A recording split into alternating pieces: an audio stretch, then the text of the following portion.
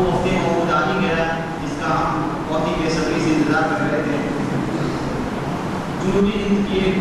معروف اور علمی شخصیت جناب فضیلت الشیخ ابو زید ظہیر احمد صاحب حفظہ اللہ تعالی ہمارے درمیان تشریف فرما ہے۔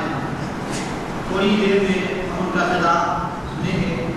اس سے پہلے میں ان کے سلسلے میں مختصر سا تعارف پیش کر دینا مناسب سمجھتا ہوں۔ آپ گلبرگہ شہر سے تعلق رکھتے ہیں اور پونا میں مستقل رہائش اختیار کر کے مختلف مقامات میں دینی اور دعوتی خدمات انجام دے رہے ہیں۔ آپ کوئی دینی مدرسے فارغ التحصیل نہیں ہیں، اس کے باوجود اپنی تحقیقی ذوق اور اپنی محنت و قدر و کاوش سے آپ نے علم میں وہ مقام ادا کر لیا ہے کہ آپ پر عالم کا اطلاق بلا شبہ زیر دیتا ہے، اور آپ کی گراں قدر خدمات کو دیکھتے ہوئے یہ ہم کہنے پر مجبور ہیں کہ آپ اس وقت جو خدمات انجام دے رہے ہیں اس میں دعوت اسلام کی انتہائی قابل قدر خدمات مسلمانوں اور غیر مسلموں تک پہنچ رہی ہے۔ حضرت فضیلت الشیخ ابو زید ظہیر احمد صاحب ایک سافٹ ویئر انجینئر ہیں اور اس کے علاوہ صحائی سکہ اور اس جیسی حدیث کی کتابوں پر وہ گہری نظر رکھتے ہیں۔ اللہ تعالیٰ سے دعا ہے کہ موصوف کے علم اور ان کی خدمات کے اللہ تعالیٰ مزید بلندی عطا کرے اور آپ کو آپ کی خدمات کے عوض میں بہترین بدلہ اور صلہ عطا فرمائے۔ اب میں فضیلت الشیخ ابو زید ظہیر احمد حفظہ اللہ سے مؤدبانہ درخواست کرتا ہوں کہ آپ ہم سب کو علم اور دعوتی دین کے متعلق اہم رموز اور نکات سے استفادہ مستفید فرمائیں۔ فضیلت الشیخ ابو زید ظہیر احمد صاحب۔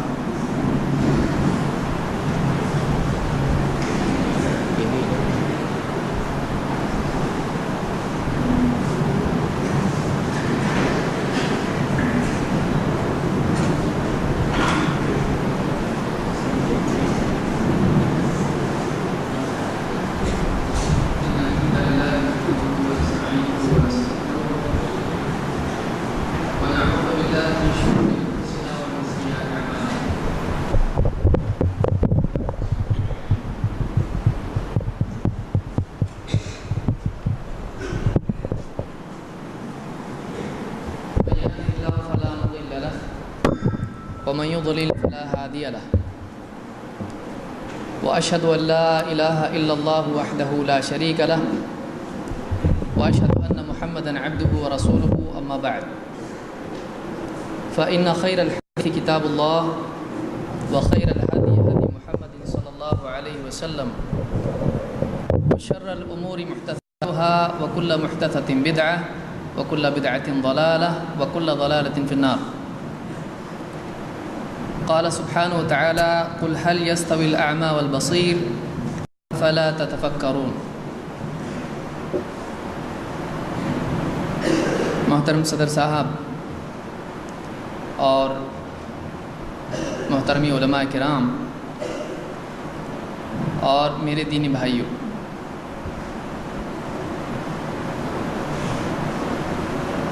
جامعہ سلفیہ میں حاضری خود میرے لیے ایک سعادت کی چیز ہے، اور میں سمجھتا ہوں کہ اس سے بڑی سعادت یہ ہے کہ انسان کو اس مدرسے میں، اس جامعہ میں دینی علم میں سیکھنے، سکھانے، تعلیم و تعلم کی مشغولیت کی توفیق عطا ہو۔ اس مدرسے اور اس جامعہ کی حیثیت صرف ملک کے اعتبار سے بلکہ عالم اسلام میں اور خاص طور سے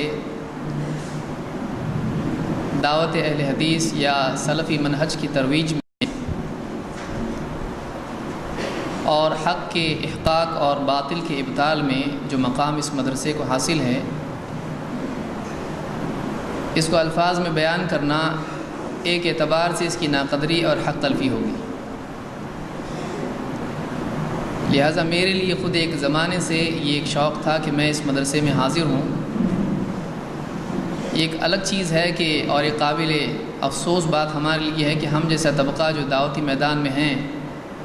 جو کسی مدرسے سے فارغ نہیں ہیں اور دنیاوی علوم کے بعد دعوت کی فکر، دین کے علم کی فکر حاصل ہونے کے بعد اس میدان میں ہیں، لیکن اس طرح کے دینی مدارس میں حاضری کی، یہاں پہ علماء سے استفادہ کی توفیق ہم لوگوں کو نہیں ملی ہے۔ حسرت ہمیشہ ہمارے پاس ہمارے ساتھ رہے گی، اور اللہ سے دعا ہے اور اللہ تعالیٰ سے امید ہے کہ اس کے بغیر بھی اللہ تعالیٰ ان علماء سے استفادہ کی ہم کو توفیق عطا فرمائے۔ آج کی اس مجلس میں ہم یہاں پر جمع ہیں۔ اس مجلس میں میں آپ کا زیادہ وقت نہیں لوں گا۔ کچھ باتیں جو ناظم صاحب کے حکم سے میں یہاں آپ کی خدمت میں عرض کر رہا ہوں، جو علم اور دعوت کے اعتبار سے، امر بالمعروف اور نہی عن المنکر کے اعتبار سے خاص طور سے طلبۃ العلم کو ملحوظ رکھنی چاہیے۔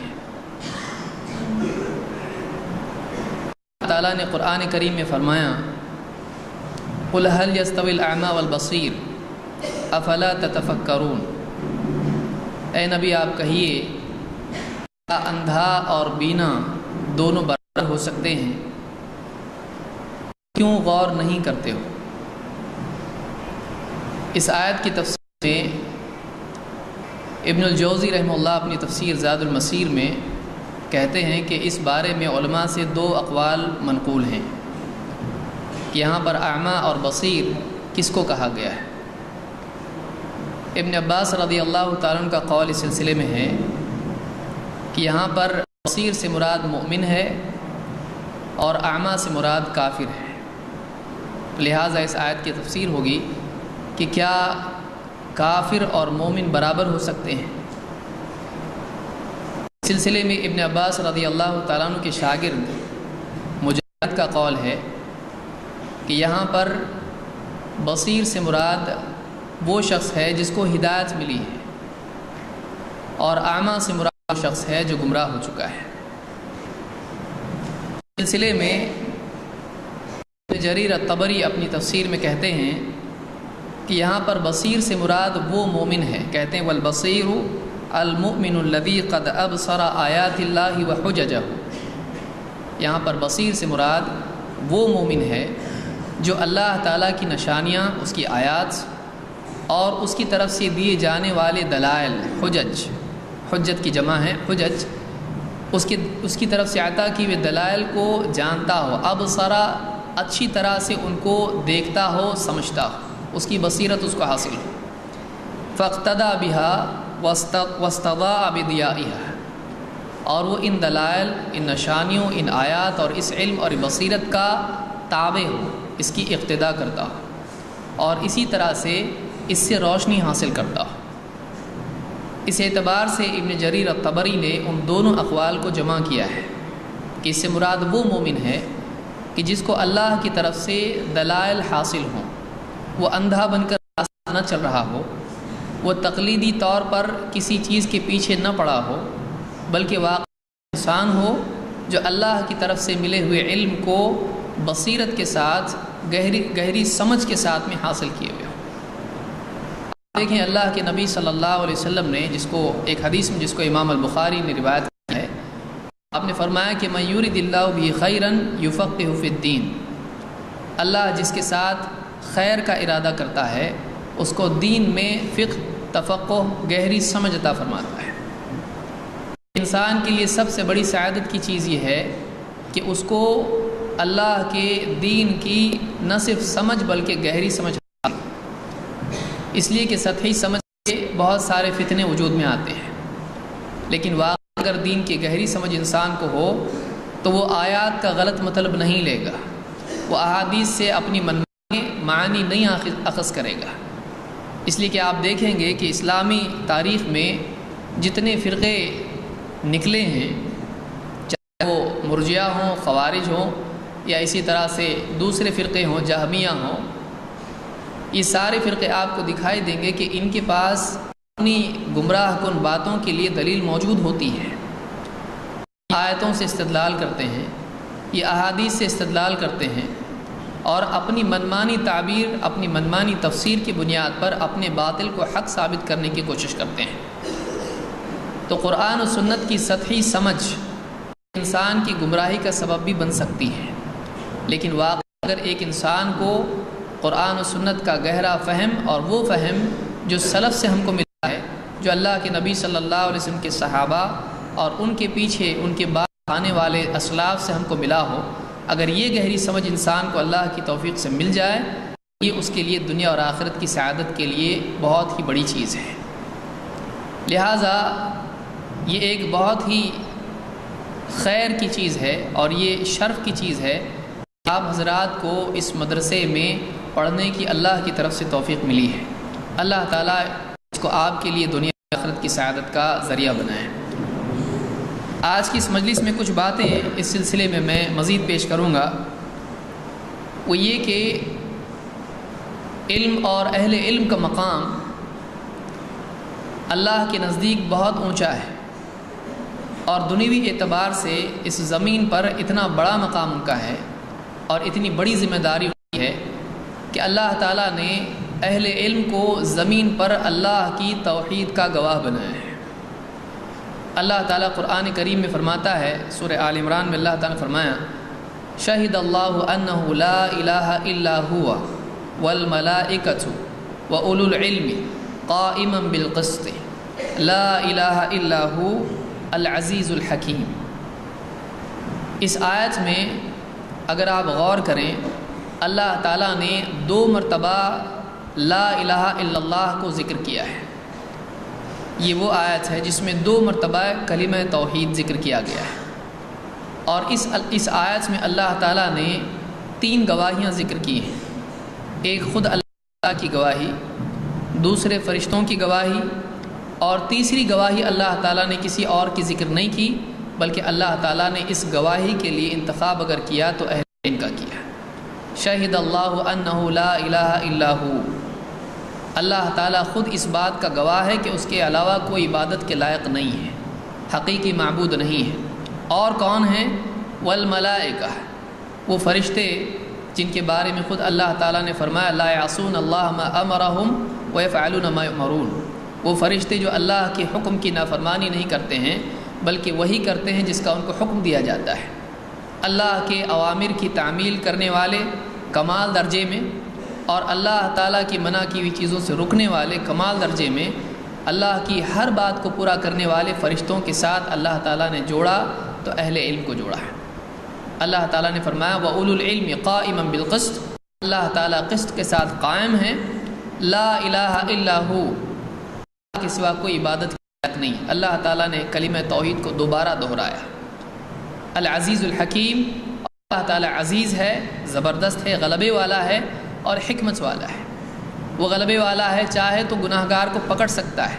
اہل باطل کو زمین سے مٹا سکتا ہے، لیکن اس کی حکمت کا تقاضا ہے کہ وہ دین کی سب سے بنیادی چیز شرک جو توحید ہے اس کے خلاف شرک ہے،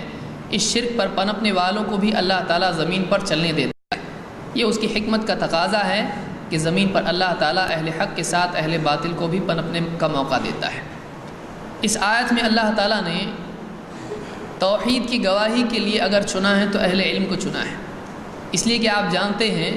کہ جتنے بھی مظاہر شرک ہیں، وہ بتوں کی عبادت ہو یا قبروں کے آگے سجدے میں گر جانا ہو یا کسی اعتبار سے گلے میں تعویذ لٹکانا ہو یا پیڑوں کی پوجا ہو، یہ تمام کے تمام مظاہر شرک ہیں، لیکن ان کی اصل جڑ اگر ہے تو وہ انسان کے عقیدے میں ہوتی ہے، اور عقیدے کا بگاڑ دراصل علم کے بگاڑ کی وجہ سے پیدا ہوتا ہے۔ ایک آدمی غلط باتوں کو اپنے عقیدے کے لیے بنیاد بناتا ہے، غلط علم کی بنیاد پر وہ توہمات کی وجہ سے یا نسل در نسل آئے ہوئی غلط معلومات کی بنیاد پر وہ کچھ عقائد اپنے لیے گھڑ لیتا ہے، اور پھر اس جہالت کو علم کا نام دے کر اس تواتر کو، جس کو وہ اپنے لیے تواتر مانتا ہے اور اپنے لیے حجت مانتا ہے، بنیاد پر اس کو عقیدے کا بدل بنا لیتا ہے، اس کو خود عقیدہ بنا لیتا ہے، اور نتیجہ یہ ہوتا ہے کہ اس کی زندگی میں وہ ساری تعظیم کی صورت پیدا ہوتی ہیں جو حقیقت میں اللہ کے لیے خاص ہیں، وہ غیر اللہ کے لیے اس کا اظہار کرنے لگتا ہے۔ تو توحید دین کی بنیادی چیز ہے، اس کے بغیر دین کا، عقیدے کا یا آدمی کی نجات کا تصور بھی نہیں ہو سکتا ہے۔ اللہ تعالیٰ نے دین کی اس سب سے بنیادی چیز کے لیے اگر گواہی کا انتخاب کیا ہے تو اہل علم کا کیا ہے، اور یہ گواہی صرف انفرادی سطح پر نہیں ہے، ورنہ ہر انسان اس کا مکلف ہے کہ وہ اس کی گواہی دے۔ آپ غور کریں کہ توحید کی گواہی مطلوب ہے تو وہ عالم سے بھی ہے اور جاہل سے بھی ہے، ہر آدمی سے گواہی مطلوب ہے۔ لیکن یہاں پر اللہ تعالیٰ نے اہل علم کا ذکر اس اعتبار سے کیا ہے کہ یہ صرف اپنی نجات کے لیے گواہ نہیں ہے، بلکہ اللہ کی طرف سے خلق پر بھی گواہ ہیں۔ ان کی ذمہ داری یہ ہے کہ وہ لوگوں کو گمراہی سے نکالیں۔ یہی وجہ ہے کہ اللہ کے نبی صلی اللہ علیہ وسلم کی حدیث میں آپ نے خود فرمایا کہ انما العلماء هم ورثۃ الانبیاء، کہ علماء انبیاء کے وارث ہیں، اور یہ انبیاء کی ذمہ داری ہوتی ہے کہ وہ لوگوں کے سامنے شرک اور توحید کے فرق کو واضح کریں۔ رسلا مبشرین و منذرین لئلا یکون للناس علی اللہ حجۃ بعد الرسل، اللہ نے رسولوں کو بھیجا خبری دینے والے بنا کر، ڈراوا سنانے والے بنا کر، تاکہ رسولوں کے آ جانے کے بعد اللہ کے مقابلے میں لوگوں کے پاس کوئی عذر باقی نہ رہے۔ اللہ کے رسول لوگوں پر اتمام حجت کے آتے ہیں۔ رسول کی شخصیت، رسول کی ذات اور رسول کی بات دونوں لوگوں کے لیے حجت ہوتی ہے۔ علماء اگرچہ فی نفسی ہی اپنی ذات کے اعتبار سے حجت نہیں ہوتے ہیں، لیکن چونکہ وہ نبوی علم کے حامل ہوتے ہیں اور نبوی علم خود اتمام حجت کے لیے ایک مستقل دلیل ہے، اس اعتبار سے علماء کے پاس جو علم ہوتا ہے، جس علم کے وہ وارث ہوتے ہیں، اس علم کے ذریعے سے وہ لوگوں پر اتمام حجت کرتے ہیں۔ یہی وجہ ہے کہ اللہ کے نبی صلی اللہ علیہ وسلم نے فرمایا کہ انما العلماء هم ورثۃ الانبیاء وان العلماء وان الانبیاء لم يورثوا دینارا ولا درہما ولكن ورثوا العلم۔ انبیاء اپنے پیچھے دینار اور درہم نہیں چھوڑ جاتے، مال و متاع نہیں چھوڑتے ہیں، بلکہ انبیاء اپنے پیچھے اگر کچھ چھوڑتے ہیں تو وہ علم ہوتا ہے۔ یہی علماء اس علم کے وارث ہوتے ہیں جس علم کی بنیاد پر قوموں پر انبیاء کے ذریعے سے اللہ کی طرف سے اتمام حجت ہوتا ہے۔ بعد کے ادوار میں جب نبی نہیں رہتے ہیں تو یہ علماء کی ذمہ داری ہوتی ہے کہ وہ اس باطل کا رد کریں جو عوام میں شیطان اور نفس کی وجہ سے آتا ہے، جو جہل کی وجہ سے، جو اتباع خواہش کے ذریعے سے لوگوں میں پیدا ہوتا ہے۔ علماء کی ذمہ داری ہوتی ہے کہ وہ اس علم کے ذریعے سے لوگوں کو ان کی جہالت سے نکالیں، اور ان خواہشات میں جو لوگ مبتلا ہیں، جو خواہشات انسان کو برباد کرتی ہیں، عملی اعتبار سے گمراہی آتی ہے، ان خواہشات سے تربیت کے ذریعے سے ان کو نکالیں۔ ابن قیم رحمۃ اللہ علیہ نے زاد المعاد میں جہاں انہوں نے مجاہدہ جہاد کا ذکر کیا ہے، اس میں شیطان کے 2 حربے ذکر کیے ہیں۔ شیطان کی کوشش 2 اعتبار سے ہوتی ہے، 2 اعتبار سے فتنے میں انسان کو مبتلا کرتا ہے۔ ایک شبہات کا فتنہ ہوتا ہے اور دوسرے شہوات کا فتنہ ہوتا ہے۔ اس اعتبار سے ہر انسان کے لیے 2 مصیبتیں ہیں، 2 آزمائشیں ہیں، 2 خطرے ہیں۔ ایک تو یہ کہ اس کے عقیدے میں، اس کے علم میں شبہات کی آمیزش ہو جائے، وہ حق کو باطل اور باطل کو حق سمجھنے لگے، اس طرح سے اس کے لیے گڑبڑ ہو جائے، اس طرح سے وہ کنفیوز ہو جائے کہ وہ صحیح کو غلط سمجھنے لگے اور غلط کو صحیح سمجھنے لگے۔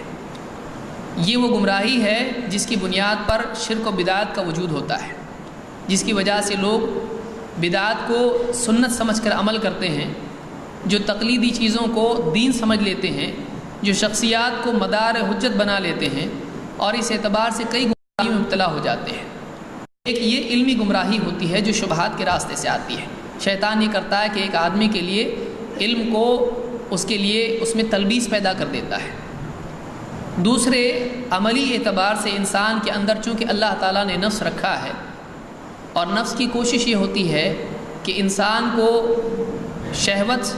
اور راحت کی طلب کی وجہ سے اللہ کے حکموں کو توڑنے والا بنائے، اور اللہ تعالیٰ کی نافرمانی، گناہوں کی طرف انسان کو موڑنے والا بنائے۔ نفس یہ کرتا ہے کہ ایک حکم جو اللہ کا ہے، راحت کی وجہ سے، راحت طلبی کی وجہ سے اس حکم سے دور رکھتا ہے، چاہے وہ فجر کی نماز ہو، رمضان کے روزے ہوں یا حج ہو، کہ اللہ کے اوامر میں، اللہ کے حکموں میں مشقت ہوتی ہے۔ اس مشقت کے خلاف نفس کا مزاج ہے، وہ راحت چاہتا ہے، لہذا نفس انسان کو راحت کی طلب کی وجہ سے اللہ کے حکموں سے روکتا ہے، انسان میں بے عملی آتی ہے۔ دوسری طرف نفس کے اندر لذتوں کی طلب ہے، اس کے اندر شہوت ہے، اور شہوات اکثر ان چیزوں میں انسان کو ملتی ہے جو اللہ کی جائز حدود سے آگے ہوتی ہے۔ انسان کو نفس اس بات پر آمادہ کرتا ہے کہ وہ انسان کو ایسی لذتوں کی طلب کی طرف لے جائے جن سے اللہ تعالیٰ نے منع کیا ہے۔ لذت کی طلب فی نفس ہی منع نہیں ہے، اللہ نے منع نہیں کیا کہ ہم لذت حاصل کریں، لیکن لذتوں میں اللہ تعالیٰ نے ایک حد رکھ دی ہے کہ ہم ایک لذت حاصل کریں تو دوسری لذتوں کو ترک کریں اللہ کی خاطر، اللہ کے حکموں کی پابندی کے لیے۔ نفس یہ کرتا ہے، اور شیطان نفس کے ذریعے سے انسان سے کرواتا ہے کہ جو لذتیں اللہ تعالیٰ نے حلال کی ہیں ان کی آخری حد تک انسان کو لے جائے تاکہ انسان میں اس سے آگے جانے کا بھی جذبہ پیدا ہو جائے۔ جب لذت طلبی کا مزاج انسان میں آ جاتا ہے تو وہ ایسی لذتیں بھی حاصل کرنے کے لیے آگے بڑھتا ہے جو اللہ کی شرعی حدود کو پھلانگنے کی طرف اس کو لے جاتی ہے۔ وہ اس پیڑ کی طرف انسان کو لے جاتا ہے جس سے اللہ نے اس کو منع کیا ہے،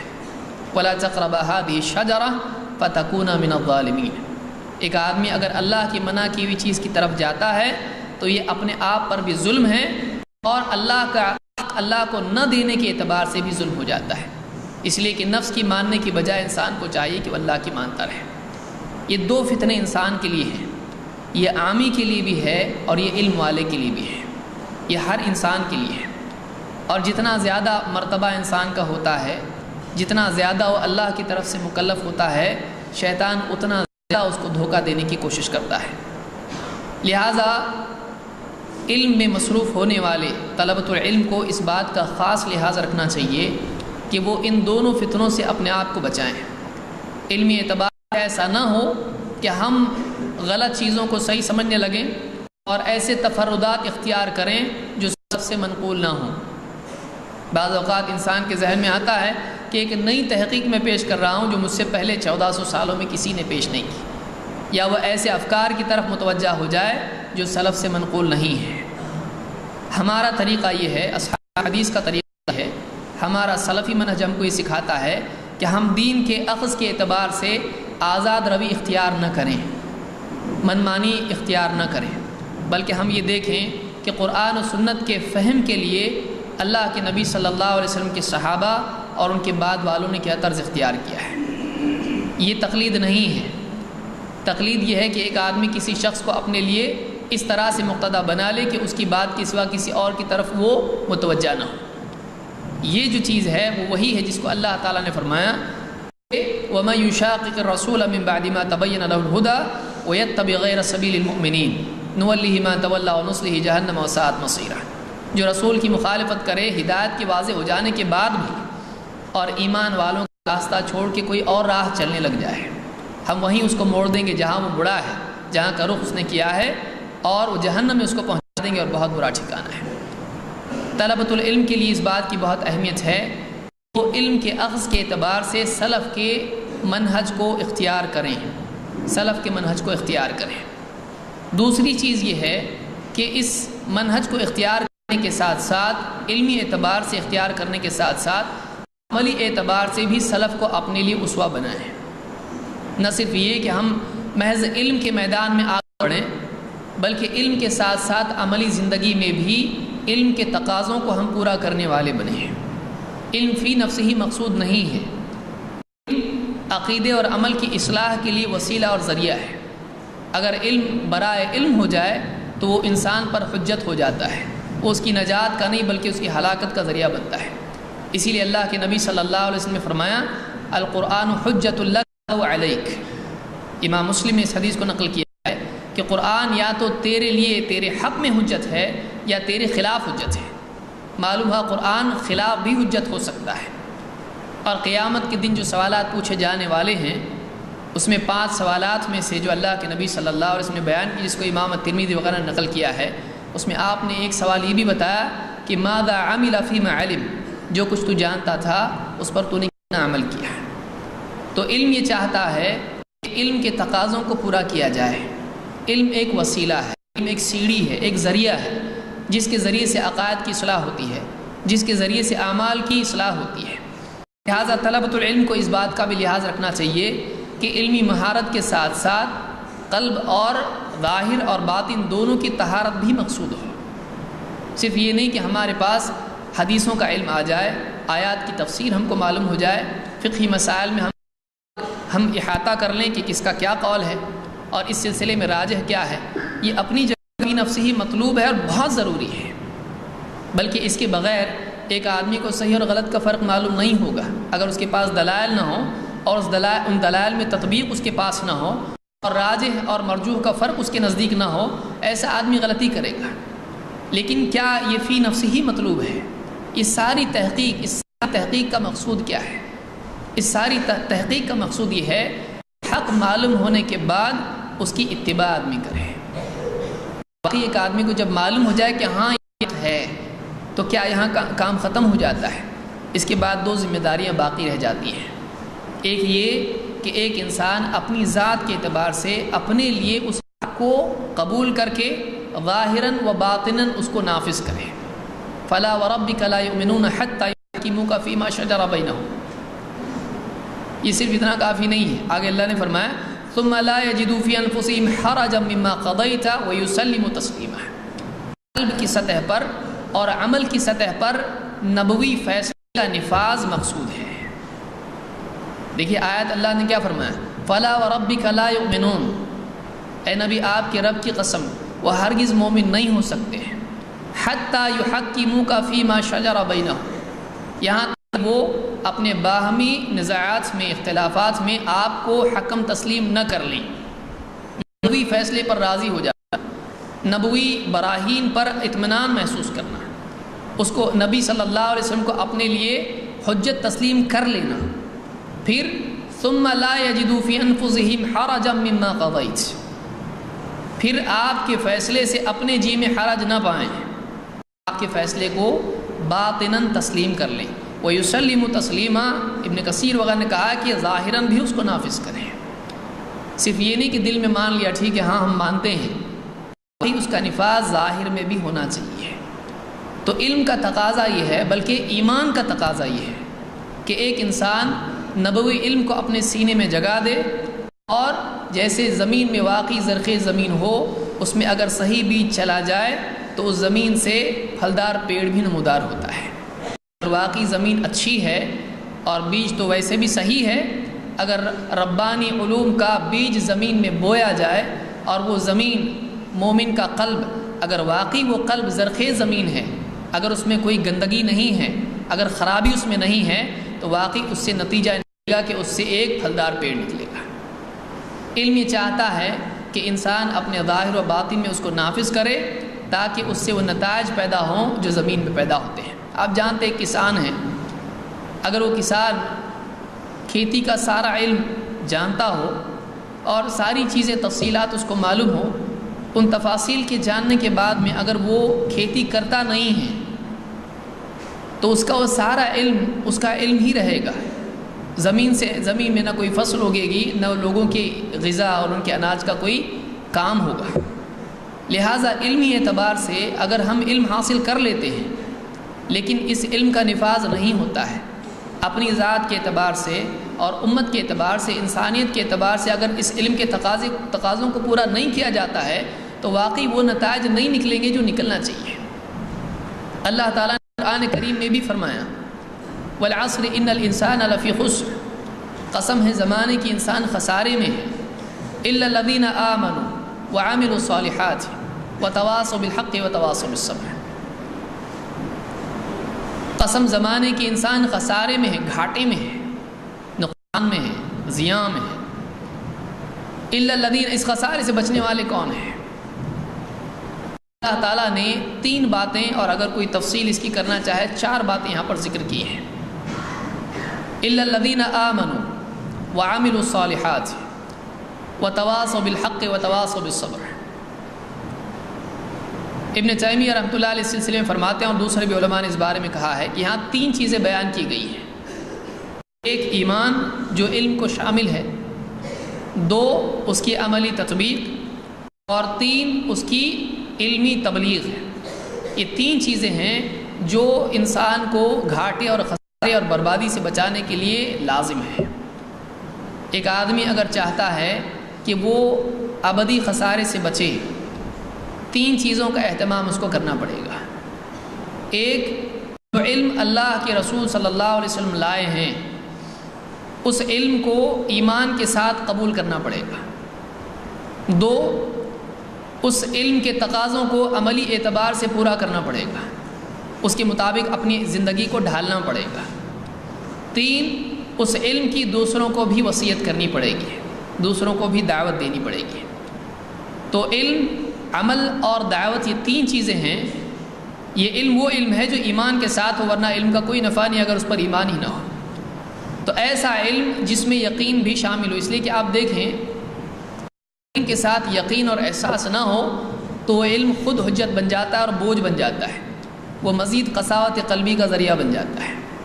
آپ دیکھیں اللہ کے نبی صلی اللہ علیہ وسلم جب صحابہ میں کوئی بات کرتے تو وہ صرف اس کو معلومات کے اعتبار سے اخذ نہیں کرتے تھے، بلکہ وہ اس کو ایمان کی روشنی میں سنتے تھے۔ یہی وجہ ہے کہ خطبات میں صحابہ کے بارے میں آپ دیکھیں کہ آپ اگر کوئی ڈانٹ کی بات کرتے تو صحابی خود کہتے ہیں کہ میں نے سر اٹھا کے دیکھا تو صحابہ اپنے سروں کو جھکائے، اپنے سروں پر کپڑا ڈالے رو رہے تھے، میں مجلس میں سسکیاں سن رہا تھا۔ تو چاہے وہ خوشخبری کی باتیں ہوں یا وہ ڈراوے کی باتیں ہوں، صحابہ ان باتوں کو صرف معلومات کے اعتبار سے نہیں لیتے تھے، وہ ان کو ان ایمانی جذبات کے ساتھ لیتے تھے، وہ اس احساس کے ساتھ لیتے تھے جو انسان کو عمل پر کھڑا کرتا ہے۔ اگر یہ فرق ہم کو معلوم نہ ہو، یہود کا علم اور ایمان والوں کا، صحابہ کا علم، اس دونوں میں کیا فرق ہے، تو یہ بہت بڑا علم کا باب ہے جو بہت ساری گمراہی کے دروازے ہمارے لیے کھول سکتا ہے۔ اسی لیے آپ دیکھیں گے کہ قساوت قلبی یہود کی علامات میں سے ایک علامت ہے، ثم قست قلوبکم من بعد ذلک۔ یہود کے یہاں پر قساوت قلبی تھی۔ سورۃ الفاتحہ میں اللہ تعالیٰ نے غیر المغضوب علیہم ولا الضالین اس آیت کے ضمن میں امام محمد ابن عبد الوہاب نے سورۃ الفاتحہ کی تفصیل بات کہی، ابن تیمیہ رحمہ اللہ نے بھی مجموع الفتاوی میں اس کی تفصیل بیان کی ہے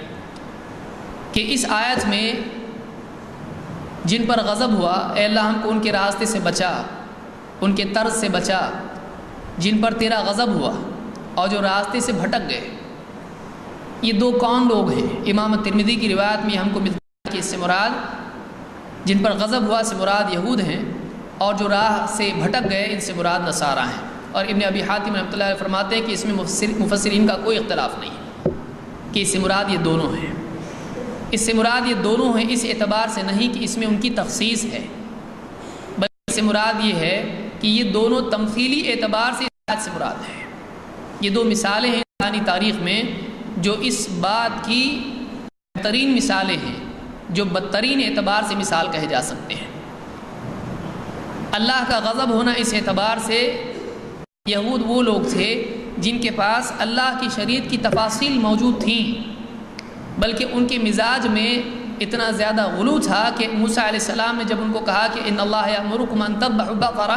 کہ اللہ تم کو اس بات کا حکم دیتا ہے کہ تم گائے ذبح کرو، تو نبی کے حکم پر عمل کرنے کی بجائے وہ مزید تفصیل میں جانے لگے ہیں۔ یہ ان کی مزاج میں تھا کہ اللہ کے احکام میں ایسی تفصیل طلب کرنا جو اس حکم کے ادا کرنے میں، اس کی تعمیل میں مزید معنی ہو جائے اور بہت باریکی میں چلے جائیں، شریعت کی تفاصیل میں غلو۔ لیکن اس کے باوجود اگر عملی اعتبار سے ان کو دیکھا جائے تو اللہ تعالیٰ نے خود فرمایا کہ وما کادوا یفعلون، ایسا ان کا حال تھا کہ گویا نہیں کرنے والے ہیں، بہت کم ہی ان کے اندر تعمیل کا مزاج تھا۔ محمد ابن عبد الوہاب رحمۃ اللہ علیہ فرماتے ہیں یہ 2 مثالیں ہیں، دوسرے نصارہ ہیں اس اعتبار سے کہ پہلے وہ لوگ ہیں یہود جنہوں نے علم حاصل کیا لیکن اس پر عمل نہیں کیا۔ دوسری مثال نصارہ کی ہے جن کے پاس عمل کا مزاج تھا لیکن ان کے پاس علم نہیں تھا۔ اور اگر آپ دیکھیں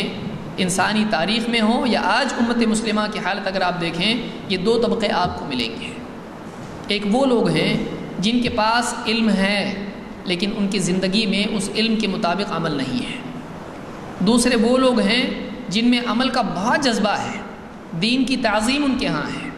اللہ اور اس کے رسول کی بات کی تعظیم ہے، لیکن ان کو علم حاصل کرنے کا جذبہ نہ ہونے کی وجہ سے وہ منمانے طور پر اللہ کے حکم کی تعمیل کرتے ہیں، اور اسی کا نتیجہ نکلتا ہے کہ شرکیات اور بدعات اور خرافات وجود میں آتی ہیں۔ یہی مثال ہے یہود اور نصارہ کی۔ حامل کتاب قوم کی گمراہی کیا ہوتی ہے؟ حامل کتاب قوم کی گمراہی ہوتی ہے یا تو اللہ کی طرف سے ملے ہوئے علم کے مطابق ان کا عمل نہ ہو، یا پھر وہ اپنی طرف سے اپنے گمان کو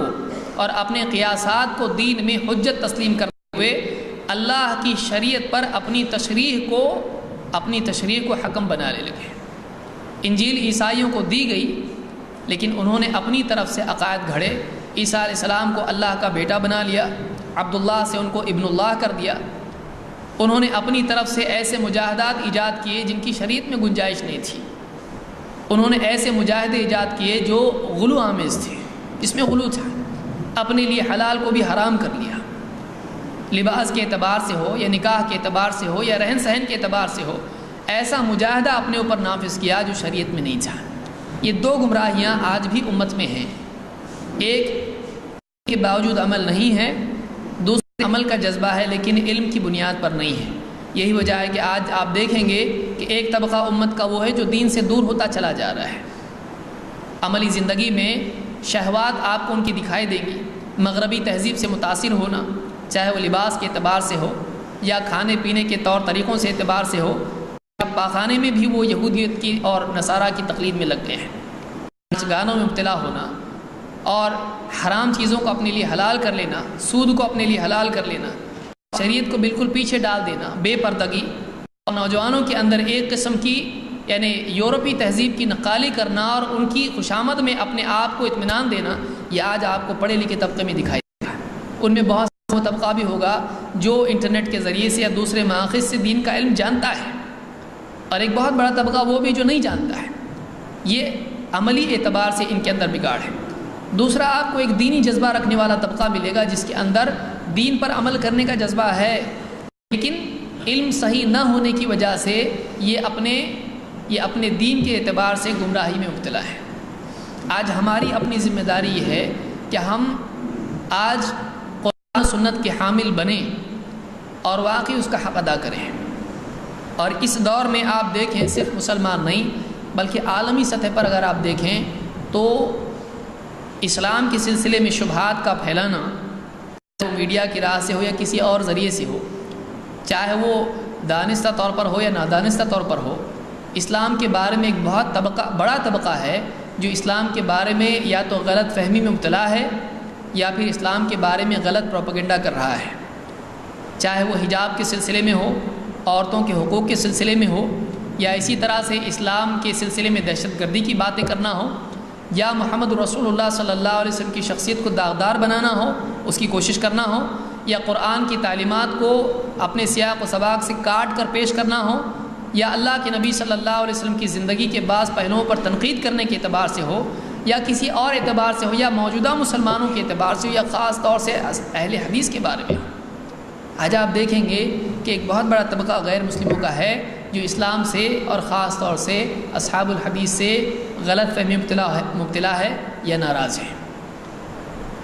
اس سلسلے میں ہماری بہت بڑی ذمہ داری ہے۔ یہ طبقہ ہے، سال بھر میں آپ دیکھیے مختلف مدارس ہیں، اس سے ایک بڑا طبقہ فارغ ہوتا ہے۔ اتنے سارے مدارس ہیں، کم سے کم 1000 نہیں تو 500 طلبۃ العلم فارغ ہوتے ہیں پورے ملک سے، اور آپ دیکھیں کہ اتنے سارے طلبہ جاتے کہاں ہیں۔ اس کے بعد ان کی ذمہ داری کیا ہے؟ عالمین اتنے 8 سال 10 سال ان پر محنت کرتے ہیں، صبح شام ایک کر کے اپنی رات بھر مطالعہ کر کے کیا نہیں کرتے ہیں، اور اس کے بعد اتنے سب تربیت کے بعد میں 8-10 سال کی تربیت کے بعد میں ایک بچہ اگر مدرسے سے باہر نکلتا ہے اور اگر اس کو یہ فکر ہو کہ اب میری معاش کا کیا، اگر وہ معاد کی بجائے معاش کی فکر کرنے لگے تو یہ مثال بہت بری مثال اللہ تعالیٰ نے قرآن کریم میں اس کے لیے دی ہے۔ ولیکن اخلد الی الارض، اللہ نے خود فرمایا کہ وہ زمین سے چپک گیا۔ ہماری فکر یہ ہونا چاہیے کہ یہ جو سارا دین ہم لے کر یہاں سے جا رہے ہیں، یہ ساری تربیت ہم لے کر یہاں سے جا رہے ہیں، یہ ایک بہت بڑی ذمہ داری ہے۔ اللہ تعالیٰ نے اہل علم کو زمین پر اللہ کی توحید کا گواہ بنایا ہے، اور اللہ تعالیٰ نے قرآن کریم میں فرمایا فلا تطع الکافرین وجاہدہم بہ جہادا کبیرا۔ اے نبی آپ ان کافروں کی باتوں میں نہ آ جانا، آپ ان کے دباؤ میں مت آنا، آپ ان کی ماننے لگ جانا۔ فلا تطع الکافرین وجاہدہم بہ جہادا کبیرا، آپ اس قرآن کے ذریعے سے ان سے بڑا جہاد کیجیے۔ یہ قرآن ہے۔ آج اس دور میں ہم ہیں کہ انٹلیکچول وارفیئر چل رہا ہے۔ انٹرنیٹ ایک بہت بڑا ذریعہ ہے، اس کے ذریعے سے پڑھا لکھا طبقہ اسلام سے دور اور بہت زیادہ دور کیا جا رہا ہے۔ اگر جو طبقہ اس انٹرنیٹ کے بارے میں جانتا ہے اس کو معلوم ہے کہ میڈیا کے ذریعے سے اسلام کے بارے میں نہ جانے کتنے لوگوں کو گمراہ کیا جا رہا ہے۔ ہماری کیا ذمہ داری ہے؟ قرآن و سنت کا علم ہمارے پاس ہے، اور اللہ تعالیٰ نے جب کہا ہے کہ وجاہدہم بہ جہادا کبیرا، علماء نے کہا بہ کی ضمیر قرآن کی طرف راجع ہے۔ قرآن کے ذریعے سے آپ جہاد کریں، بڑا جہاد۔ اللہ تعالیٰ نے یہاں پر اشارہ دیا ہے آنے والے دور کے سلسلے میں، کیونکہ پچھلے ادوار میں جو بھی جنگیں اور جو بھی معاملات تھے اس کی اپنی ایک افادیت تھی، لیکن یہ ایک ایسا دور ہے کہ یہاں پر علم ایک بہت بڑا رول ادا کرنے والا ہے۔ علم کے ذریعے سے، میڈیا کے ذریعے سے طبقے کی رائے تبدیل کی جا سکتی ہے، ملکوں کے حالات بدلے جا سکتے ہیں۔ آج ہمارا اس میں کیا رول ہے؟ ہماری کیا ذمہ داری ہے؟ جو طبقہ یہاں سے فارغ ہو کے جاتا ہے یا دوسرے مدارس سے فارغ ہوتا ہے، ان کی فکر کیا ہوتی ہے؟ بہت سارے لوگوں سے ہم نے پوچھا تو بتاتے ہیں کہ بہت سارے لوگ جو مدرسے سے فارغ ہوتے ہیں، امامت کے اعتبار سے تو ہماری مساجد ویسے بھی زیادہ نہیں ہوتی ہے، امامت کا موقع اس کو نہیں ملتا ہے۔ اب وہ کیا کرنے کی کوشش کرتا ہے؟ یا تو کسی بزنس میں لگ جاتا ہے، یا زیادہ تر جو طلبۃ العلم مدارس سے فارغ ہوتے ہیں وہ ٹریول ایجنسی میں لگتے ہیں۔ ان کے مدرسے کے آخری سال میں ان کی فکریں ہو جاتی ہیں کہ وہ آگے جا کے ان کو کیا کرنا ہے۔ کچھ ہیں جو باہر سعودی وغیرہ میں یا گلف میں چلے جاتے ہیں، وہاں پر اگر امامت ملی یا کچھ ملا ٹھیک، کسی دعوت سینٹر میں موقع ملا ٹھیک، اگر وہ بھی نہیں ملا تو کسی نہ کسی بزنس کرتے ہیں، اور اس کے بعد دعوت تو بہت دور کی بات ہے، ذاتی عبادت کا معاملہ فقر و فاقے کا ہو جاتا ہے، خود دینداری کو سلام کرنا پڑتا ہے۔ بہت ہی افسوس کی چیز ہے، آج بہت بڑی ذمہ داری ہماری ہے، بہت بڑی ذمہ داری ہے۔ آج اس بات کی بہت بڑی ضرورت ہے کہ ہم قرآن و سنت کے اس علم کے حامل بنیں، اور اس کے بعد عالمی سطح پر یا جہاں بھی ہم ہیں، چاہے مقامی سطح پر ہوں، ہماری پہلی فکر یہ ہونا چاہیے کہ آج عالمی سطح پر انسان گمراہی کی طرف جا رہا ہے، فحاشی عام ہو رہی ہے، شبہات بڑھتے چلے جا رہے ہیں، اسلام کے بارے میں غلط فہمیاں اور زیادہ عروج پر ہیں۔ اس سلسلے میں ہمارا رول کیا ہے؟ کس طرح سے اس دور جدید میں اسلام کے اسی علم کو جو 1400 سال پہلے آیا ہے، اسی علم کو آج کیسے ہم پیش کر سکتے ہیں؟ باطل کی طرف سے جو شبہات ہیں، ان شبہات کا ابھی آج حال ہی میں آپ دیکھیں کسی نے فلم بنائی اللہ کے نبی صلی اللہ علیہ وسلم کے بارے میں، دنیا بھر میں اس کے بارے میں تردیدی کوششیں ہو رہی ہیں، لیکن واقعی آپ دیکھیں یہ 4 دن کا جلسہ جلوس ہوتا ہے، چیخ پکار ہوتی ہے، اس کے بعد وہ سب ختم ہو جاتا ہے۔ لیکن علمی تردید کے اعتبار سے کیا اس سلسلے میں قدم اٹھانا چاہیے؟ یہ عام آدمی نہیں کر سکتا ہے۔ عام آدمی کیا کرے گا؟ راستوں پہ نکلے گا، بس بند کرے گا، دکانوں کو جلائے گا، گاڑیوں کو توڑ پھوڑ کرے گا، اس سے اسلام کی صورت اور زیادہ بگڑ جاتی ہے۔ یہ علمی طبقہ ہے، اس کی ذمہ داری ہے کہ وہ واقعی ایسے جو بھی افکار اسلام کے خلاف سماج میں پھیلتے ہیں، ان افکار کی تردید علمی سطح پر کرے، اتنی پختہ طور پر اس کی تردید کرے کہ پھر سے واپس وہ باطل افکار پھیلنے کے لیے شرمائیں، ان کی ہمت نہیں ہو۔ یہ ہماری ذمہ داری ہے۔ یہ جو طلبۃ العلم ہیں، یہ مدرسے سے فراغت جب حاصل کریں اور مدرسے میں پڑھنے کے دوران بھی ان کی فکر یہ ہونا چاہیے کہ ہمارے اوپر ایک بہت بڑی ذمہ داری ہے کہ ہم اس امت کے وہ افراد ہیں جو امت کو گمراہی سے ہدایت کی طرف لے جاتے ہیں۔ انما العلماء هم ورثۃ الانبیاء، انبیاء کا وارث ہونا صرف علمی اعتبار سے نہیں بلکہ تربیتی اعتبار سے بھی ہے۔ انبیاء کا وارث ہونا صرف علم لے کے آدمی کرے گا کیا؟ اس علم کے ذریعے سے تربیت بھی کرنا ہے، اپنی بھی اور دوسروں کی۔ لہٰذا آپ دیکھیں اللہ تعالیٰ نے قرآن کریم میں فرمایا لقد من اللہ علی المؤمنین اذ بعث فیہم رسولا من انفسہم یتلو علیہم آیاتہ ویزکیہم ویعلمہم الکتاب والحکمہ وان کانوا من قبل لفی ضلال مبین۔ 4 باتیں اللہ تعالیٰ نے یہاں پر ذکر کی ہیں، اور یہی 4 چیزیں ہیں جو عرب کے اس بڑے انقلاب کا ذریعہ بنی ہیں۔ اصولی اعتبار سے 4 چیزیں ہیں۔ اللہ تعالیٰ نے فرمایا لقد من اللہ علی المؤمنین، اللہ تعالیٰ نے ایمان والوں پر بہت بڑا احسان کیا۔ اذ بعث فیہم رسولا من انفسہم، جب انہی میں سے ایک رسول ان میں بھیجا جو 4 چیزیں کرتا ہے۔ یتلو علیہم آیاتہ، جو اللہ کی آیتیں ان کو پڑھ پڑھ کر سناتا ہے۔ اللہ کی طرف سے آیت آئی اور امانت داری کے ساتھ اس کو امت تک پہنچا دیا۔ یتلو علیہم آیاتہ ویزکیہم، ان کا تزکیہ کرتا ہے، ان کو باطل افکار، باطل عقائد سے، باطل اخلاق سے ان کو پاک کرتا ہے۔ ویعلمہم الکتاب والحکمہ، اور ان کو کتاب و حکمت کی تعلیم دیتا ہے۔ کتاب و حکمت میں جو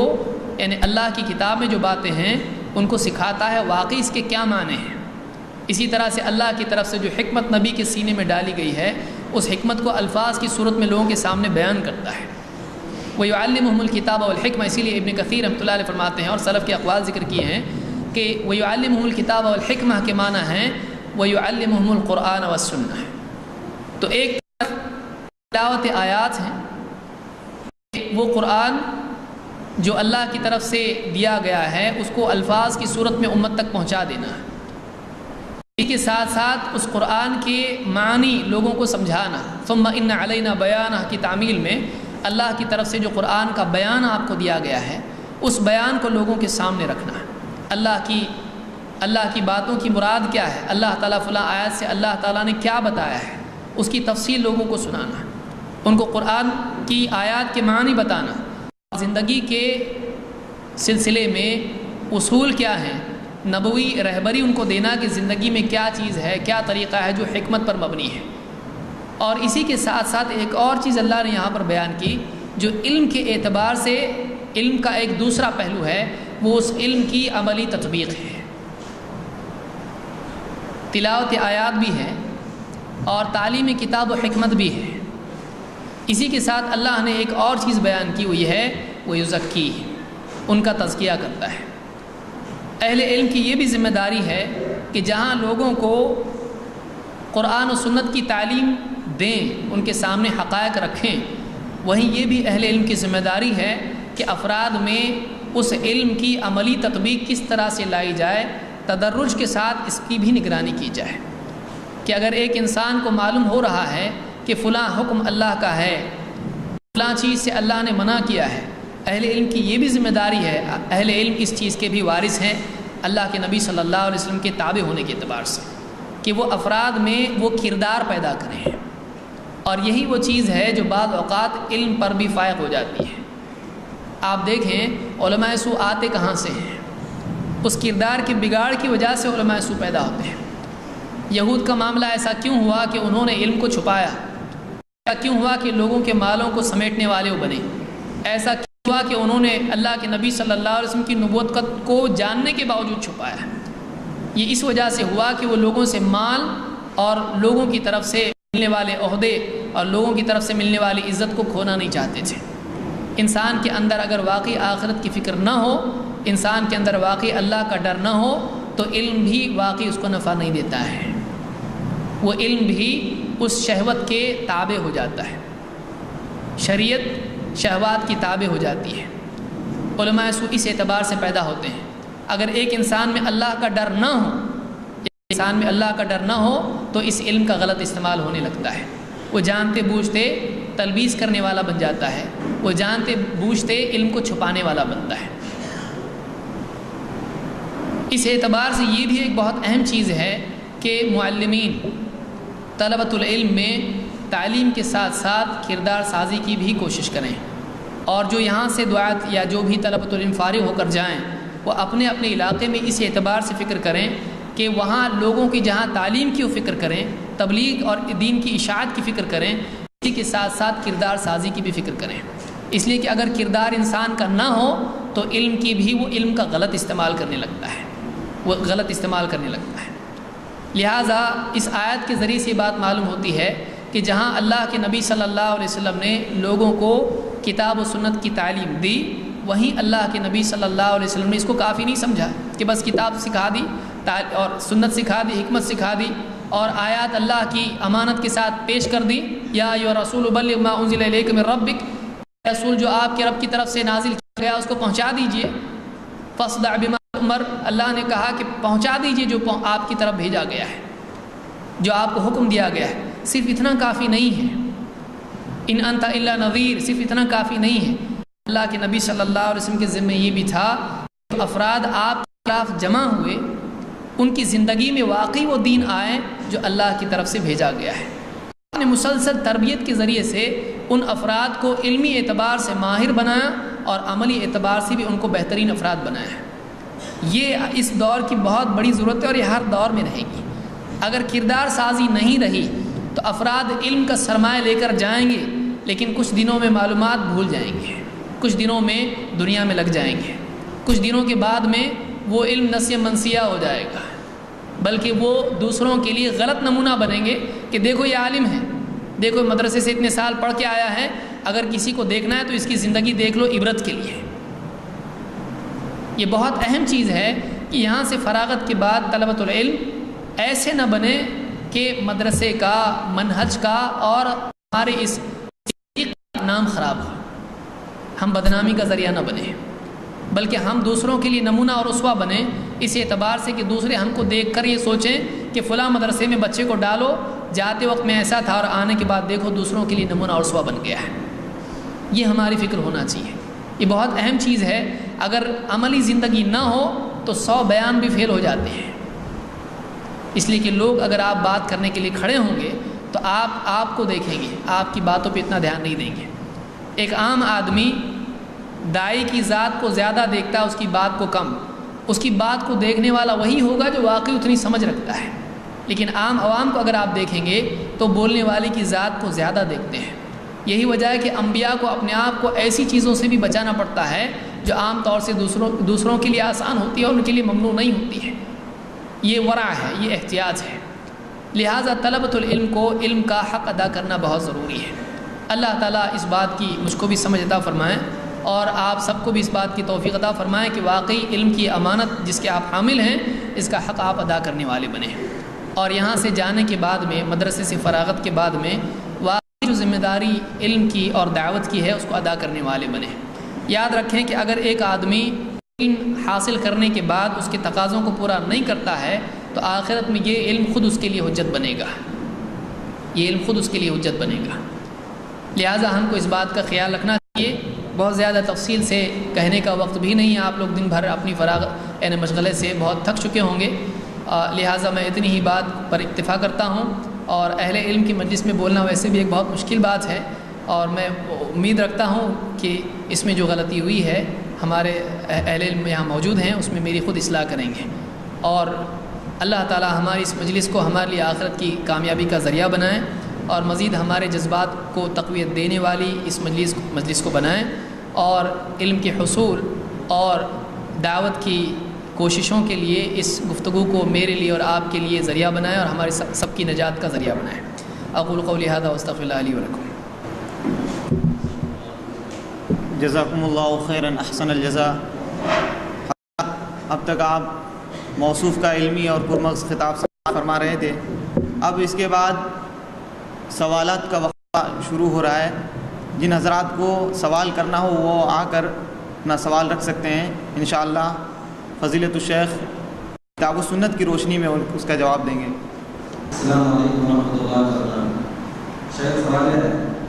کہ جیسا کہ آپ نے افسوس سے ظاہر کیا کہ مدرسہ عربیہ سے طلباء فارغ ہو کر کے دوسرے جانب تعلق کرتے ہیں، تو ہم آپ سے یہ مشورہ لینا چاہتے ہیں کہ یہ جامعات اس سلسلے میں کیا انتظام کر سکتے ہیں کہ جس کے ذریعے سے یہ بچے یا طلباء یہاں سے نکلنے کے بعد فوراً اپنے مقصد میں لگ جائیں. دیکھیے کیونکہ ہم دیکھتے ہیں کہ غیر اہل حدیث طلباء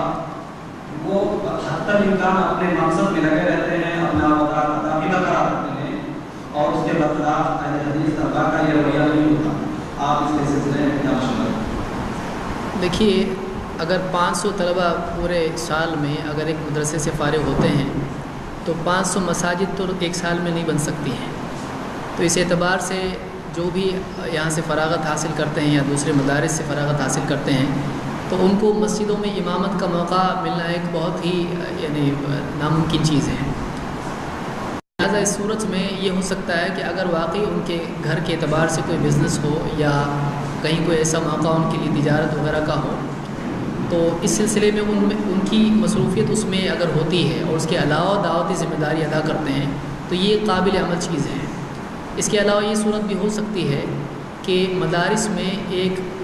دنیوی تعلیم کے اعتبار سے ان کو کچھ نہ کچھ مہارت دلائی جائے، لیکن یہ خود ایک یعنی سوال ہے کہ کیا اتنی بڑی زیادہ یعنی جو ہے نا سبجیکٹس ہوتے ہیں، اتنے زیادہ جو بھی تفسیر ہے، حدیث ہے، اتنا وقت اس کے علاوہ مل سکتا ہے یا نہیں مل سکتا ہے کہ کسی فن میں مہارت مل جائے؟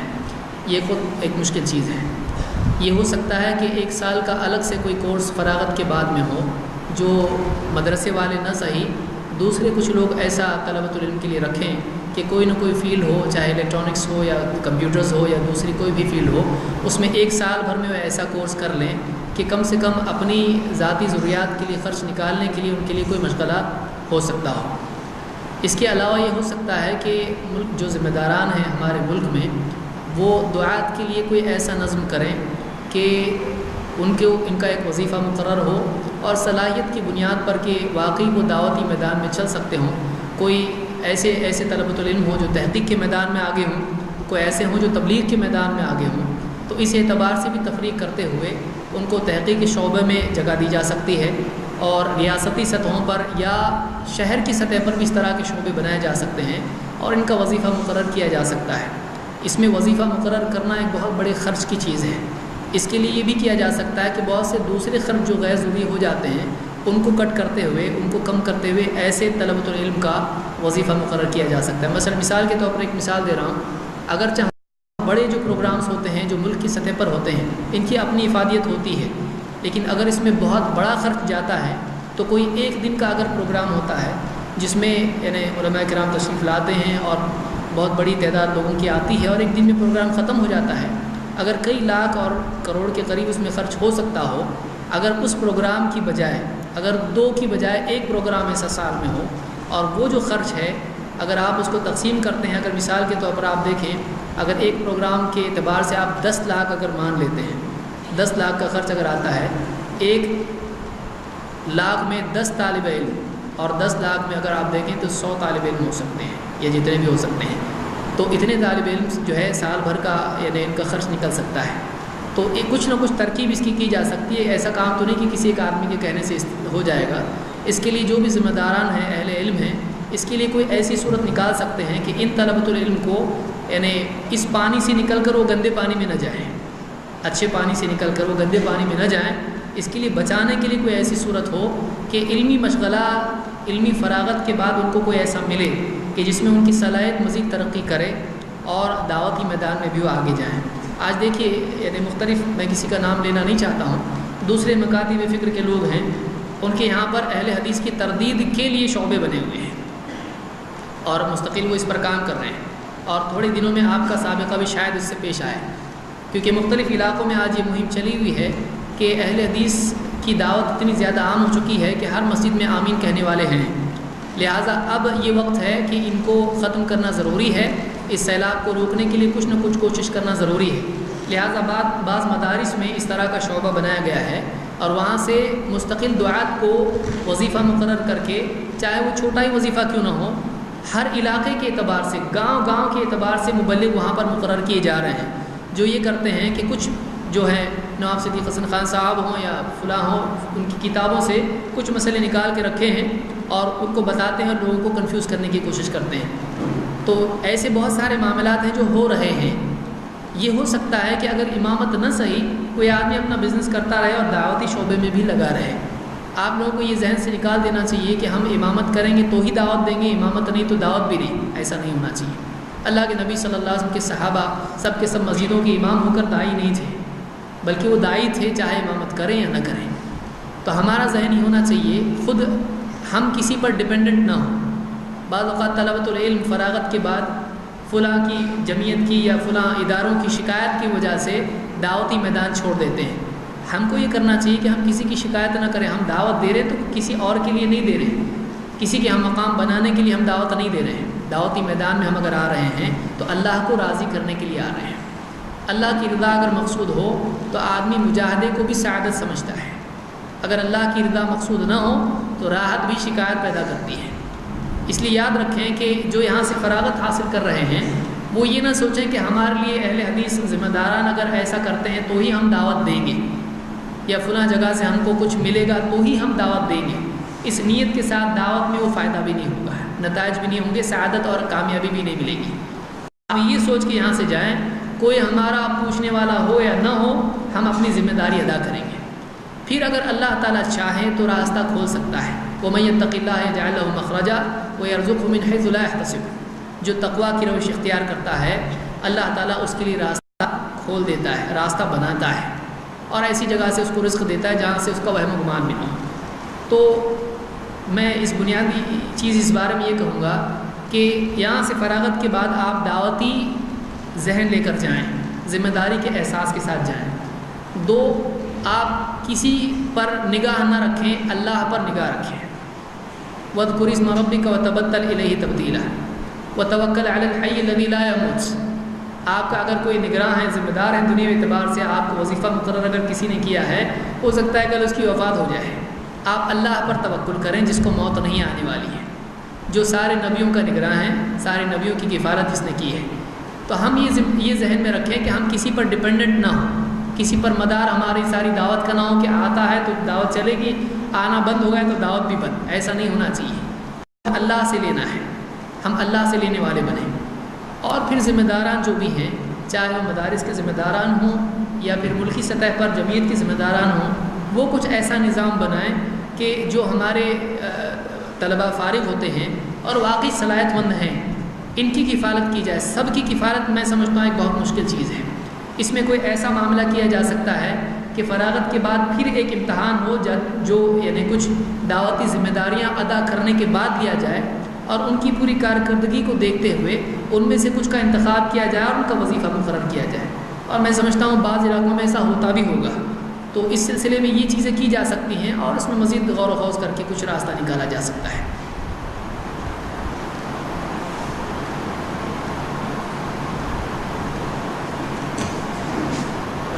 سوال یہ ہے کہ آپ فی الحال دعوتی میدان میں جو خاص طور سے انٹرنیٹ کے ذریعے سے تبلیغ کر رہے ہیں، تو وہ کس انداز سے کر رہے ہیں، ہم لوگوں کے لیے کیا اس کا راستہ ہے، ہم کیسے اس میں کچھ دینی پیغام پہنچا سکتے ہیں، غیر مسلموں کو توہینوں کے مسلمانوں کے غلط فہمیاں کیسے دور کر سکتے ہیں،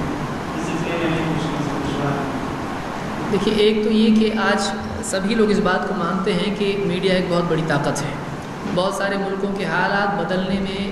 انٹرنیٹ کا بہت بڑا دخل رہا ہے، چاہے وہ اچھے طور پر ہو یا برے اعتبار سے ہو۔ اس لیے جو طالب علم ہیں ان کو کمپیوٹر کے سلسلے میں معلومات ہونا چاہیے۔ ہمارے جو اسلاف تھے ان کی صلاحیتیں بہت اعلیٰ تھیں اور بہت ساری باتیں ان کو ازبر یاد تھیں۔ آج وہ بات نہیں رہی، بہت کم لوگ ایسے آپ کو ملیں گے۔ لہٰذا کمپیوٹر کے ذریعے سے جو وقت تحقیق میں صرف ہو سکتا ہے وہ دعوت کے لیے فارغ کیا جا سکتا ہے۔ مثال کے طور پر المکتبۃ الشاملہ ایک مشہور سافٹ ویئر ہے جس میں بہت ساری کتابیں آج ہیں، حدیث کی کتابیں ہیں، تفسیر ہے اور شروح ہیں اس میں، اور تخریج وغیرہ بہت آسانی سے اس میں ہو جاتی ہے، اور روایات کے حالات بھی دیکھے جا سکتے ہیں۔ فقہ کی کتابیں ہیں مختلف، یعنی الگ الگ فقہ کی کتابیں بھی اس میں آپ کو ملیں گی۔ تو اس اعتبار سے یعنی کمپیوٹر کے ذریعے سے اگر آپ مثال کے طور پر کوئی ایک حدیث کی تخریج کرنا چاہتے ہیں، وہی چیز اگر آپ تحفۃ الاشراف میں دیکھنا چاہیں آپ کو بہت وقت لگ جائے گا، لیکن اگر آپ اسی کمپیوٹر کے ذریعے سے کرتے ہیں تو آپ کو 1 منٹ میں ساری حدیثیں ایک ساتھ اس سے ایک حدیث کی تخریج آپ کو آسانی سے مل جاتی ہے۔ پھر اس میں راویوں کو دیکھنے کے لیے اگر آپ مختلف کتب کو آپ تلاش کریں، تہذیب وغیرہ ہے یا لسان میزان ہے یا اسی طرح سے دوسری کتابیں ہیں، تو بہت زیادہ وقت آپ کو لگ سکتا ہے، لیکن یہاں آسانی سے یہ آپ کو مل جاتا ہے۔ تو ایک تو کمپیوٹر کا استعمال دعوت کے لیے وقت کو فارغ کرتا ہے۔ کمپیوٹر علماء کا بدل نہیں ہے، اس کو یاد رکھیں ہمیشہ۔ کمپیوٹر اور انٹرنیٹ علماء کا بدل نہیں ہے۔ علماء سے استفادہ کرنا، کیونکہ کمپیوٹر کو تفقہ حاصل نہیں ہے، وہ صرف سرچ کر سکتا ہے، بلکہ بعض اوقات بہت زیادہ نتائج جو سرچ کے ہوتے ہیں وہ خود ایک کنفیوژن ہوتا ہے۔ یہ علماء ہیں جو واقعی اس سے صحیح نتیجہ لے سکتے ہیں، تو اس سے ہم علماء سے یعنی مستغنی نہیں ہوتے ہیں، لیکن اس کے ذریعے سے تیزی سے ہم بہت ساری چیزیں ڈھونڈنے والے بن سکتے ہیں۔ اگر کوئی حدیث ہے، اس کا ایک لفظ ہے، اگر ہم کو نہیں مل رہا ہے تو کمپیوٹر کے ذریعے سے آسانی سے آپ تلاش کر سکتے ہیں۔ تو ایک تو یہ چیز ہے جو ہمارے فارغین ہیں ان کو یاد رکھنی چاہیے۔ کہ وہ پڑھائی کے دوران یا پڑھائی کے بعد میں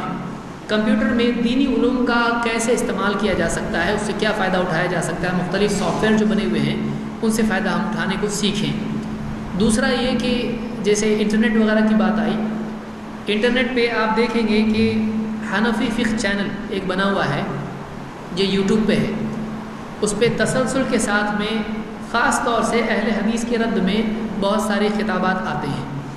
حنفی فقہ چینل نام کا ایک چینل ہے جو یوٹیوب پہ ہے، اور اس میں انگلش میں اور اردو میں بہت سارے یعنی مسائل پر گفتگو ہوتی ہے، فلاں عالم صاحب ہیں ان کے، اور وہ بتاتے ہیں کہ دیکھیے یہ حدیث ایسی ہے، فلاں حدیث ہے، اس میں یہ راوی ہے، یہ ضعیف ہے، اہل حدیث کی یہ دلیل ہے لیکن صحیح نہیں ہے، فلاں فقیہ کا ان کے خلاف یہ کہنا ہے، ان کے عالم کا ہی یہ فلاں کتاب میں ایسا لکھا ہوا ہے۔ تو آج ایک بہت بڑا طبقہ ہے جس کے پاس علم حاصل کرنے کا ذریعہ انٹرنیٹ ہے، اور آج اسمارٹ فون آنے کی وجہ سے جو انٹرنیٹ کی آسانی ہوئی ہے، ایک آدمی بیٹھے بیٹھے اسمارٹ فون میں انٹرنیٹ سے بہت ساری چیزیں معلوم کر لیتا ہے۔ آج بہت سارے لوگ کچھ بھی ڈھونڈنا ہو، کوئی بھی بیان دیکھنا ہو، انٹرنیٹ میں یوٹیوب پر جا کر تلاش کرتے ہیں۔ اگر ہمارا مواد اس پر نہیں ہوگا تو غلط مواد اس پر آ جائے گا، اسی لیے ہم لوگوں نے کیا ہے کہ اس کے بالمقابل حنفی فقہ چینل کے مقابلے میں ہم لوگوں نے سلفی فقہ چینل نام کا ایک چینل بنایا ہے، جس میں ہم ایک ایک کر کے ان کے جوابات جتنے بھی ہو سکتے ہیں ٹوٹے پوٹے دے رہے ہیں۔ آگے ہمارا کام یہ ہے کہ ہم ملک میں سفر کر کے مختلف علماء سے واقعی جو اس کے یعنی اچھے جوابات ہیں اس سے ریکارڈ کر کے اس کو ہم اس پر ڈالیں گے۔ اس کے ساتھ ساتھ ایک ویب سائٹ ہمارا ہے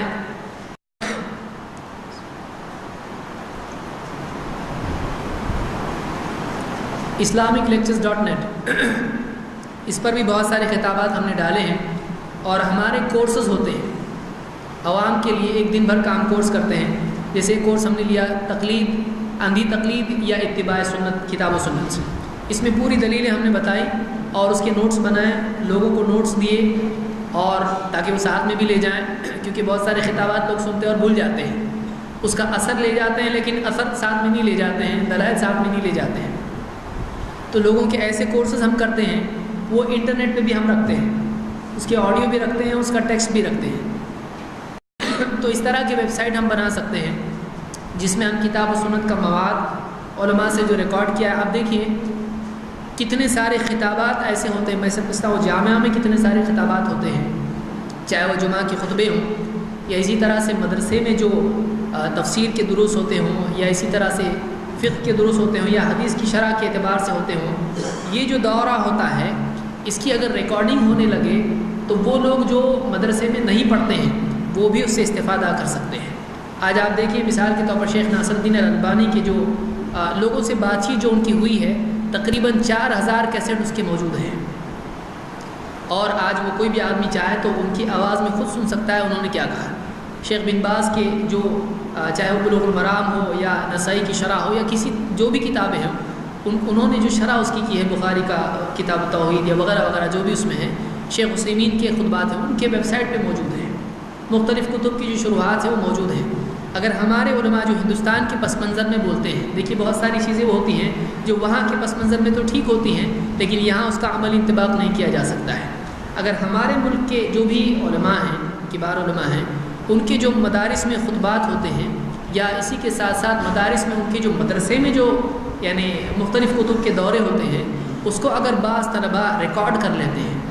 اور اس کو ترتیب وار محفوظ کرتے ہیں تو پورا جامعہ کا ایک ویب سائٹ بنا کر اس پر ڈالا جا سکتا ہے، یا کم سے کم دوسرے لوگ جو مدرسے میں یعنی ہم جیسے لوگ ہیں جو مدرسے میں اس عمر میں ابھی جا بھی نہیں سکتے ہیں، ذمہ داریاں گھر کی بھی اتنی ہیں اور دعوتی اعتبار سے بھی اتنی ہیں، تو ایسے لوگوں کو اس سے فائدہ ہو سکتا ہے، اور مزید اس میں بہت زیادہ یعنی وسعت اس میں افادیت کی اس میں پیدا ہو سکتی ہے۔ تو یہ ویب سائٹ بنا کر بھی اس پہ ڈالا جا سکتا ہے۔ بعض اوقات ملک میں جو بھی معاملات ہوتے ہیں اس میں جامعہ کا یا اہل حدیث کا کیا موقف ہے یہ لوگوں کو معلوم نہیں ہوتا ہے، اور ہماری بجائے بہت سارے ایسے لوگ بولنے لگ جاتے ہیں جن کو بولنے کا حق نہیں ہے۔ تو اگر واقعی ہمارے علماء کے اقوال اور ان کا جو بھی اسٹینڈ ہے وہ ہمارے ویب سائٹ پر آ جاتا ہے تو اس میں برات بھی ہماری طرف سے ہو جاتی ہے بہت ساری چیزوں کی اعتبار سے، اور ہمارا موقف بھی لوگوں کے لیے واضح ہو جاتا ہے، اور دنیا بھر کے لوگ یعنی دیکھ سکتے ہیں کہ ویب سائٹ پہ ہم نے اس موقع پر کیا کہا ہے، چاہے وہ مسلمانوں کے معاملات ہوں، قربانی ہو، یا اس اعتبار سے جو بھی معاملات ہوں، یا اسی طرح سے عالمی سطح پر ہونے والے واقعات کے اعتبار سے ہمارا موقف ہو، تو بہت ساری چیزیں انٹرنیٹ کے ذریعے سے عالمی سطح پر لوگ اس کو ایکسیس کر کے معلوم کر سکتے ہیں۔ ہم اپنے طور پر آج کر رہے ہیں، لیکن بہت بڑے پیمانے پر بھی یہ ہو سکتا ہے بہت سارے دوسرے مکتب فکر کے لوگ اس میں اب آگے بڑھ رہے ہیں۔ الاتحاد نامی ایک ویب سائٹ ہے جس میں اہل حدیث کے خلاف بہت سارا مواد آپ کو ملے گا، اور اس کے علاوہ اور بہت سارے ویب سائٹ ہیں جو اردو کے علاوہ انگلش میں بھی ہیں۔ تو ہماری طرف سے اس فیلڈ کا، اس میدان کا استعمال ہونا چاہیے، لیکن یہ علماء کی رہبری میں ہونا چاہیے۔ ایسا نہ ہو کہ آدمی اپنے طور پر کچھ بھی کرنے لگے۔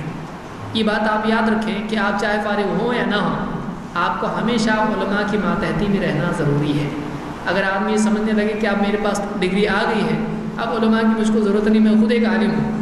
تو یہ جہل کی ابتدا ہے۔ اس کو آپ یاد رکھیں۔ ہمیشہ آپ کو یہ ضرورت اس کی بات کی ہوگی کہ آپ کوئی بھی قدم اٹھانے سے پہلے کبار علماء سے، جو ملک میں ہمارے علماء ہیں، ان سے بھی آپ یعنی رائے مشورہ کر لیں۔ اور ہر چھوٹی بڑی چیز کا پوچھنا بری بات نہیں بلکہ اچھی چیز ہے۔ آدمی علماء کی رہبری میں کام کرے، یہ نہ صرف اس کے لیے گمراہی سے بچنے کا ذریعہ ہے بلکہ سعادت ہے۔ یہ خود اپنی اصلاح کے لیے ضروری ہے اور اپنے آپ کو گمراہی سے بچانے کے لیے بھی ضروری ہے۔